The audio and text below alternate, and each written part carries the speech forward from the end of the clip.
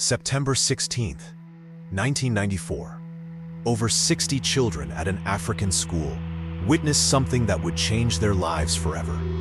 At 10 in the morning, the children were outside playing while their teachers attended a staff meeting. A few minutes into their break, the kids noticed something unusual near the edge of their playing field, an area covered in long grass and thorn bushes.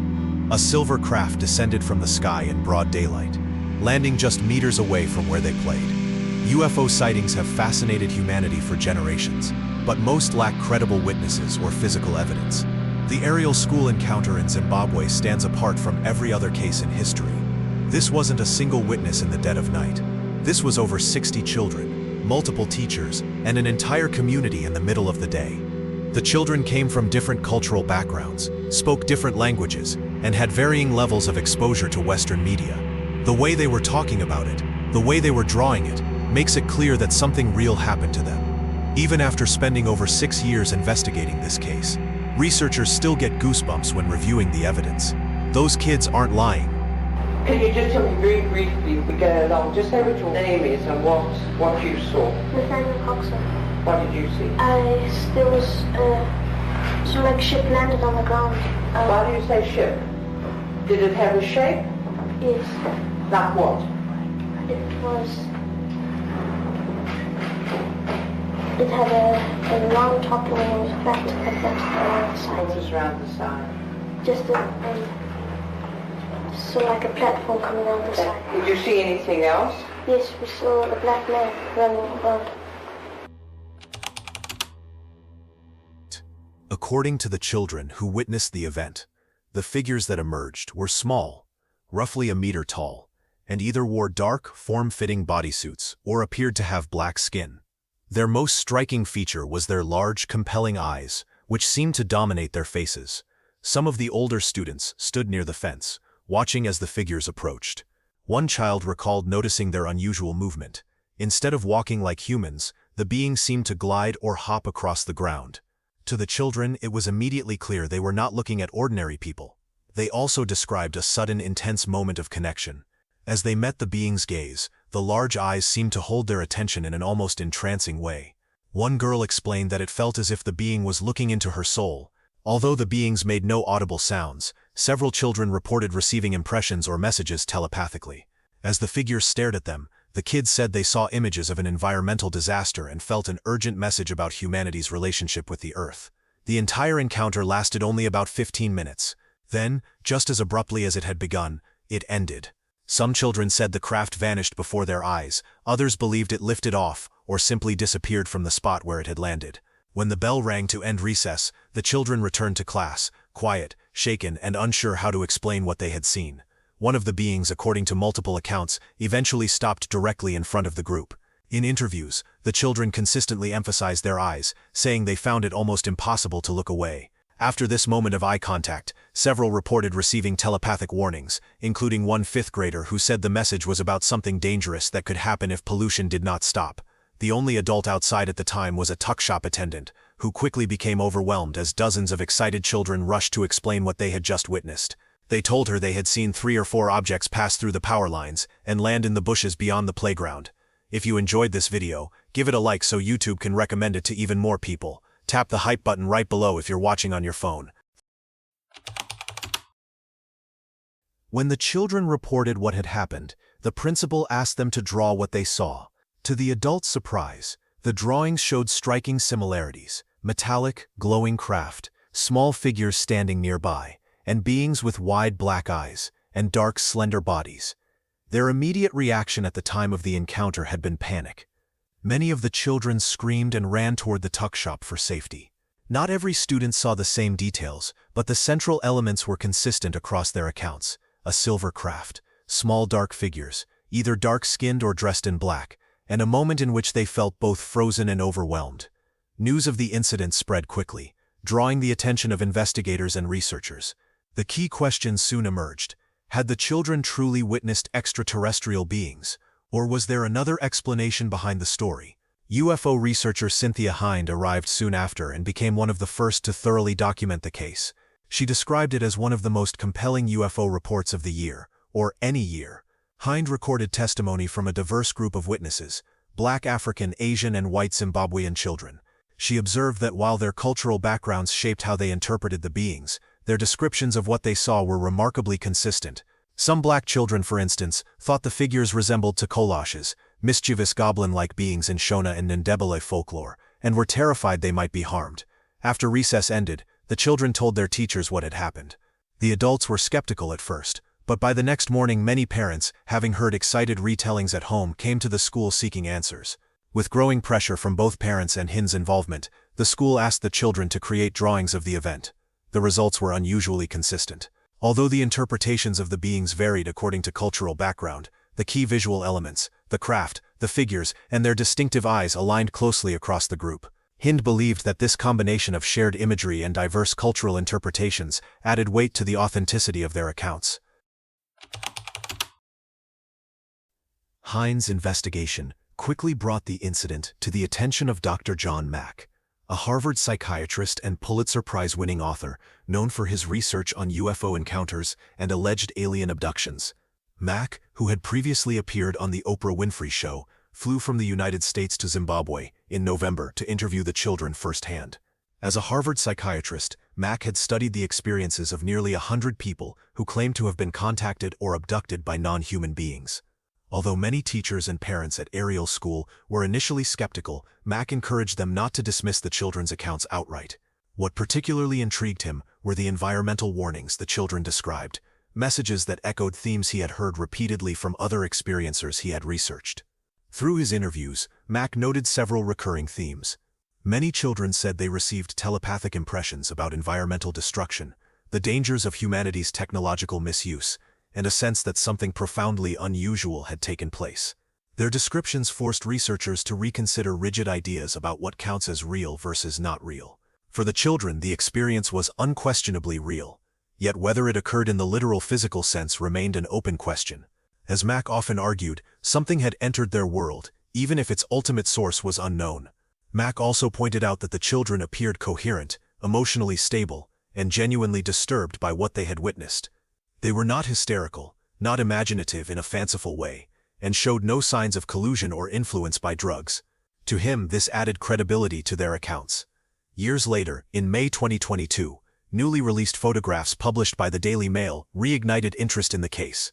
The images, taken by photographer Gunter Hofer, who had assisted Cynthia Hind during the original investigation, showed wedge-shaped impressions in the hardened soil and oval patches of flattened grass marks allegedly left by the craft. Hofer had initially found nothing unusual, but later learned that some children claimed sightings on both Thursday, September 15th. The first sighting occurred at the opposite end of the playground, where he eventually discovered the imprints. Yet the central question still loomed. If these experiences were genuine for the children, then what was their source? What exactly happened at Ariel School that day? And where did these powerful shared perceptions come from? Those were the mysteries that researchers were left to confront. But the investigation soon ran into challenges. Even though the children agreed on the main parts of what happened, their personal stories did not always match. Some said they saw the craft but not the figures, while others said they saw the figures but not the craft. Their descriptions of what they witnessed also differed, which often happens with eyewitness accounts. Their drawings showed the same kind of variety. Many sketched a round or disc-shaped object with small figures and large eyes, while others added stripes, platforms, windows, or shapes that looked completely different. Even with many witnesses and interviews done right after the event, there was still no physical proof that everyone could accept. No traces of radiation or pieces of material were found. Investigators searched the bushes and soil near the playground, but nothing they discovered could confirm what happened. What did stand out was the effect the event had on some of the students. A number of them later received counseling. Others described having repeating dreams. Some even said the experience changed how they viewed the world, even though they were very young at the time. As time passed, the case drew attention around the world through news stories and documentaries. The film Ariel Phenomenon returned to the incident with old footage and new interviews with the witnesses as adults. When Dr. John Mack passed away in 2004, his full report on the event was never finished, leaving the case caught between interest and uncertainty. This leaves one question that people still ask. When the children said they saw a UFO land in Zimbabwe, was it something real, or was it a mix of fear, imagination, or another cause? Before Cynthia Hind went to aerial school to examine what the children described, she had already begun looking into another strange report, one that some now think might be related. On the night of September 14, 1994, many people across Zimbabwe, Botswana, and South Africa reported seeing a bright object moving through the sky. Some witnesses described it as a glowing light, unlike anything they had ever seen before, and what unsettled them most was that it moved without making a sound. Later that evening, a sudden loud noise shook parts of Zimbabwe. Some residents thought it was an explosion or a sonic boom, while others wondered if it was something not of this world. The impact was strong enough to rattle windows and shake doors across a wide area. In the following days, more people came forward saying they had spotted strange lights passing through the night sky. Witnesses claimed the lights traveled in a pattern with no sound, no wings, and nothing reflective that looked like an airplane. Near Lake Kariba, observers described long glowing shapes or streaks of light drifting slowly and unevenly, which did not match the usual straight, fast movement of meteors. At first, investigators thought there might be a straightforward explanation. Satellite reports indicated that the second stage of the Russian satellite Cosmos 2292 had re-entered the atmosphere around September 14, and sightings were noted in Botswana, South Africa, and Zimbabwe. Cynthia Hind gathered numerous testimonies from people who saw the event. Although the official explanation pointed to a meteor or a falling satellite, Hind doubted this because the lights appeared to move in ways that meteors normally do not. The combination of the loud sound and the long visual display drew attention from UFO researchers. The situation felt even more significant when, 2 days later, a major encounter was reported at aerial school in Rua, where more than 60 children said they saw a craft on the ground. Some researchers believe the earlier lights may have been connected to, or even a sign of, what happened at the school. Almost 30 years later, many of the former students still stand by what they said they witnessed that day. Whether adults believed them or were willing to listen had a strong influence on how the memory shaped them over time. Some of the local children, who grew up in households with strong spiritual traditions, seemed better able to process what they experienced. For these students, seeing something they believed was not human connected their memories to familiar cultural stories and spiritual ideas, giving them another way to make sense of the event. One former student, Emily Trim, had a very different experience. Her missionary father would not allow her or her siblings to discuss what happened, and the family returned to Canada soon afterward. As the years passed, Emily shared that she struggled with relationships and with recurring flashbacks. She believed she had been only a few feet away from one of the beings, and felt she received messages during the encounter. She later expressed those impressions through her artwork, describing her paintings as a way to communicate what she felt that day. Sadly, Emily's family recently announced that she passed away in November, after a courageous battle with cancer. Her story and her artwork continue to move many people who have followed her account of the event. In the Netflix documentary Encounters, the current headmistress Miss Bates, who was a teacher at Ariel School when the incident happened, shared that she believes she experienced 3 encounters of her own after that day. She kept these moments private for years because she feared being mocked. Holding on to this secret took a toll on her mental health. In a June 2021 episode of the BBC program Witness History, the Ariel School case was described as one of the most significant events in UFO history. These sightings, now officially referred to as UAPs, continue to rise in number today. If the beings people describe as aliens are real, some believe they may have a special interest in Zimbabwe, a nation known for its strong spiritual traditions and its many prophets. Several of Zimbabwe's well-known prophets have claimed that these beings will one day reveal themselves openly to the world. One of them, Dr. Ian Ndlovu, is regarded by his followers as someone whose prophecies often come true. In one of his teachings, he says that every person will eventually witness their arrival. He explains that, for about 2 weeks, the Holy Spirit has been speaking to prophets, warning them that the time for these strange appearances is drawing very near. He questions whether they should even be called unidentified flying objects, saying the label does not matter because people will be able to see them clearly. Dr. Ndlovu has repeated this prophecy many times over recent years, leading some to wonder if such a revelation might happen soon. For now, it remains something people continue to watch for, knowing only time will show whether it comes to pass. He teaches that these events are part of what the Almighty God will choose to reveal, since people have long asked whether life exists beyond Earth. He points out that according to the Holy Bible, life beyond our planet does exist, and these appearances may be part of how God decides to answer that question. A similar event occurred in Australia, where a UFO was reportedly seen close to a school. and witnessed by more than 100 students and teachers. This incident happened on the morning of April 6, 1966, and became one of the largest mass sightings in the country's history, and remains a mystery more than 50 years later. Late in the morning around 11 o'clock, students and teachers at Westall High School and the nearby Westall State School reported seeing a strange silver or gray object moving through the sky. Witnesses described it as a disc or egg-shaped craft about the size of a family car, with some saying it had a slight purple tint. The object drifted over the school grounds before descending into a paddock known as the Grange Reserve, an area of open grassland bordered by pine trees. Many students climbed fences and ran toward the landing site, where some said they saw one or more circular patches of flattened grass, as if something had touched down. According to several accounts, the object rose again after roughly 20 minutes and shot into the sky at high speed, with a few witnesses claiming that small aircraft were present in the area at the same time. After the event, students remembered that teachers quickly told them not to discuss what they had seen, and some recalled the appearance of people in uniforms near the paddock, which added to the sense of secrecy. No official explanation was ever given, and the story faded from public view until researchers and former students began speaking about it decades later. Despite attempts by investigators to match the sighting with aircraft activity or weather balloons, no confirmed cause has been identified, leaving the Westall case one of the most widely witnessed and debated UFO events in Australia.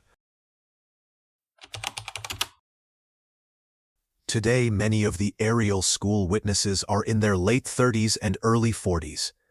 They have pursued various careers, started families, and built lives far removed from that September morning in 1994. Yet the experience continues to shape their identities and worldviews. Some have become advocates for environmental causes, driven by the message they believe they received.